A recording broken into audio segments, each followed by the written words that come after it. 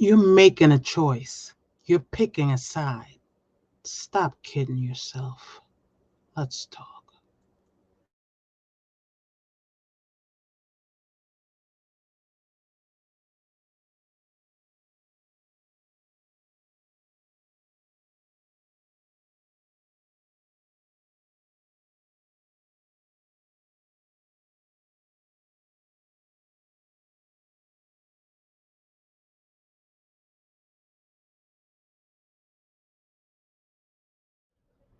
I am your poetic haiku host, Kim B. Miller, the first African American poet laureate for Prince William County, Manassas, and Manassas Park, Virginia, award winning spoken word poet, facilitator, speaker, teaching artist, author.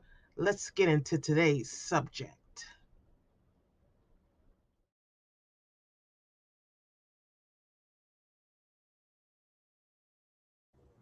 So, just a reminder for those of you just tuning in or new to this podcast, this is 17 minutes long. Why 17 minutes? I'm a lover of haiku. And since I love haiku and 17 syllables are what you need to make a haiku, then yes, I figure I could do a podcast in 17 minutes. Now, on to the subject. So some of you think by not making a choice, you like the fence, like your middle name is Fence, like you're Mr. or Mrs. Switzerland, or you straight down the middle, or you're neutral. Even when you don't pick a side, you pick a side. Even when you don't pick a side, you pick a side. When you sat there and watched someone lie on someone else and you didn't speak up, you picked a side. I know for some of you this is going to be new, so I'm going to repeat it a couple of times along the way because I really want you to get it. Some of you are sitting there watching someone lie on someone else, and you're like, "Well, while I disagree with what they said, I don't want to get involved. That's not who I am. I didn't say it." Whatever lullaby you have to sing to yourself to make it real does not make it true. You had a choice to speak up. You don't have to be loud when you speak up, but saying something is making a choice. And not saying something is making a choice. So if you said, well, I just didn't want to get involved, but you want everybody involved when someone is telling an untruth on you, lie, misspoken, whatever phrase you want to use, because I know some of you are so great on semantics. If you want someone to speak up when you are the victim of the mistruth, then you should be speaking up when it's someone else. You don't get to play fence monitor when it's someone else, but want everybody dodging for your grace and your honor when it's you. What about the people whose honor you just disrespected? What about the people's honors you just overlooked? Because, well, you know, I'm not really one, I'm not confrontational. Oh, really? I've seen you doing some confrontation quite well when it suited you, when it was about you. But when it's about someone else,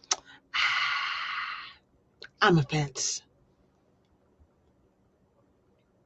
I'm not saying fight everybody's battles because sometimes I have to put these disclaimers out because you'll say what I didn't say. Should you be fighting everybody's battles? No. Have some people put themselves in positions that aren't the greatest positions and sometimes they're misunderstood? Yes. But,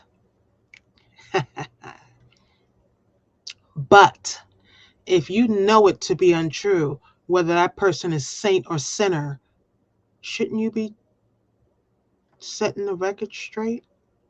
Wouldn't you want them to set the record straight if it was you? We have to stop this mentality of, well, if it's me, I'll speak up. Everybody else, well, I can't be. So. Fair is fair, isn't it? Oh, oh, that's just for other people. Oh, okay, got it, got it. Choices to stand up for another human being are difficult. I'm not saying this is easy, but I've been in rooms where people had the opportunity to speak up and didn't, and then regretted it. Now, is this about regret? No, this is about doing what's right and finding a way you feel comfortable speaking up. It doesn't have to be calling someone a liar. It could just be, my recollection of that is different. I'm sorry, that's not the understanding I got from that conversation.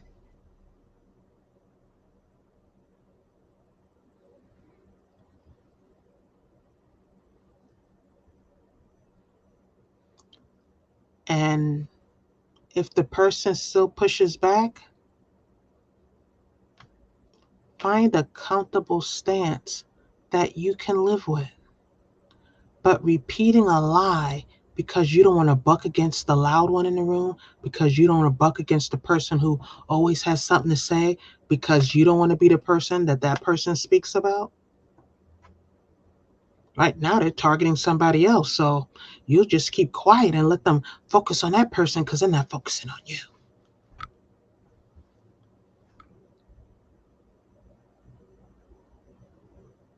Even if you don't rock the boat, you can still end up in the water.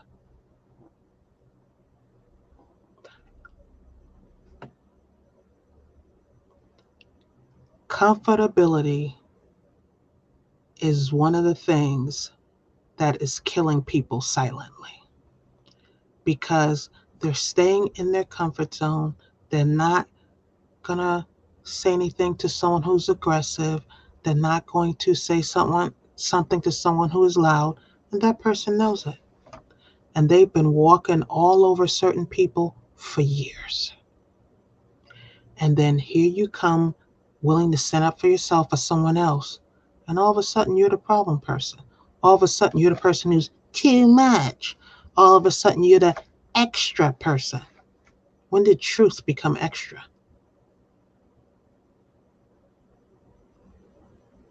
Now, again, disclaimer, because some of you don't hear me clearly, I am not saying go someplace and start fights or start arguments. Absolutely not. What I am saying, if you're in a room and someone is not being treated fairly, isn't it time for you to step up and do something that you feel comfortable doing? Like you'd want someone to step up if you were the one who was being pursued, picked on, bullied, whatever language you want to use. We can't expect everyone to help us, and we're never willing to help someone else. Find your comfort zone. Practice the way you feel comfortable. But you can't keep sitting silence. Silence is complacency. Silence is an accomplice to the person doing it, in my opinion. And for those of you who say, well, not really, blah, blah, blah. If your child was being bullied and there was a teacher there and they did nothing, you wouldn't say, oh, well, the teacher probably didn't feel comfortable. You'd be like, well, what are you doing? You didn't see my child getting bullied? Why didn't you speak up? I didn't feel comfortable. You'd be like, what are you talking about? So again, I get it's a different relationship from child to parent and we're more protective of our children. I get all that. But some of us are not speaking up under any circumstance.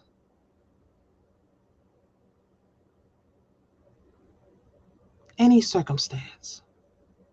Some of us are not even speaking up for our kids because we don't want to get in that confrontation. We don't get in that argument. We don't want to get in that discussion. And again, I'm not talking about bullying people or starting fights and fist fights and all. None of that is necessary to get your point across.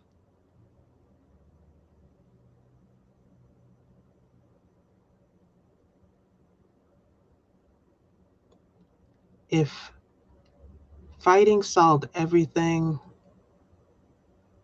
which it doesn't, if screaming solved everything, which it doesn't, this is about learning how to communicate what bothers you, and not thinking that it's someone else's job to defend what you hold dear. And again, this is not talking about fighting. This is talking about finding a way to find your voice and to speak up about those things that bother you. Are you willing to speak up, find your comfort zone in a way of approaching someone that you feel comfortable, non aggressive, and speaking up for you or someone else? And if your answer is no, why? Why not? Why is someone else's comfort level more important than yours? Why is someone else's perception more important than yours? Because some of this is not out and out the other person lying. Some of this is simply the person has a filter meaning they've been through certain things in life. So when they hear something, it resonates different for them.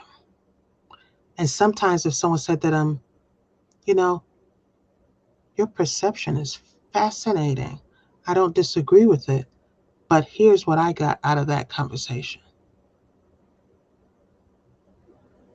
You could be opening that person up not only just to a different perspective, but to the fact that they have a filter that they're not even aware that they're using.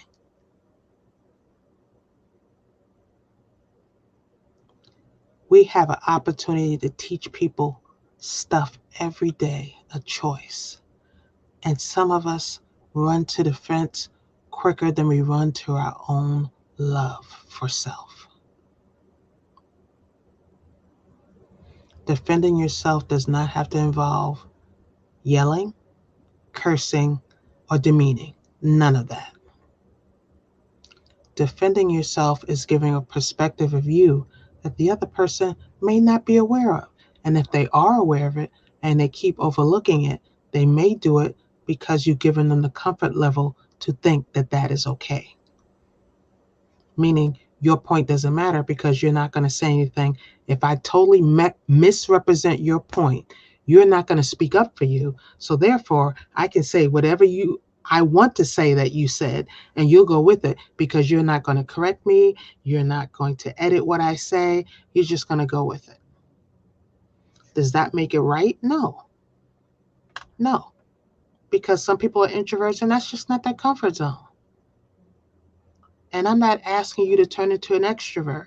I'm asking you to find your way of saying what you need to say in a way that's comfortable for you, practicing it so that it's comfortable for you.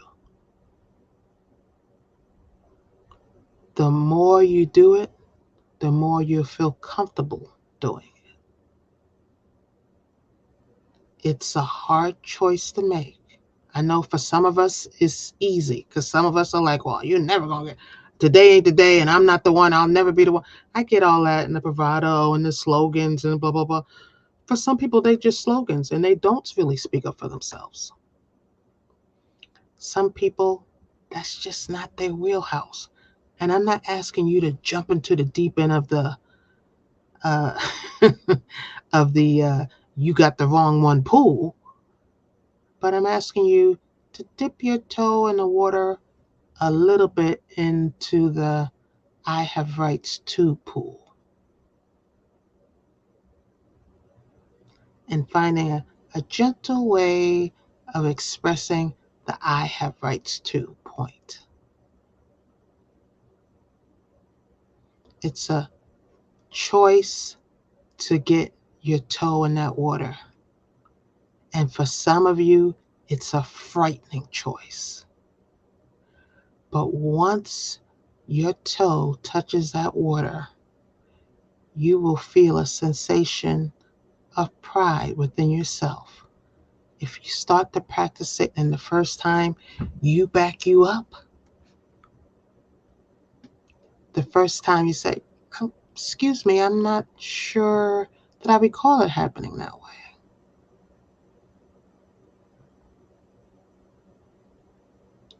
It brings about a strength and a feeling that I really can't explain, that you have to experience for yourself. Self pride, self esteem comes from you choosing you sometime, you choosing truth, you getting off the fence sometimes. Some people never go on the fence, and for you, it may be for you to try to find a less aggressive way of stating it. Because everything doesn't have to be the aggressive way either. Everything doesn't have to be, I'm right, I was born right, and I'm going to be right. No, the right authority is annoying. Nobody wants to hear how right you are every time a conversation comes up. You can be wrong too. Just because you're willing to speak up and you're willing to speak up first does not mean you're right. Maybe that's why people avoid some conversations with you, because they know they're just going to hear how right you were, how you knew it all in advance, how you saw it coming when you know you didn't. So we have the two ends of the spectrum here, and both ends can meet a little bit further in the middle. Don't wonder why people don't want to talk to you if you're never gracious. Don't wonder why people don't want to talk to you if everything you talk about is someone else, because they're starting to wonder, well, dag, when are you talking about me?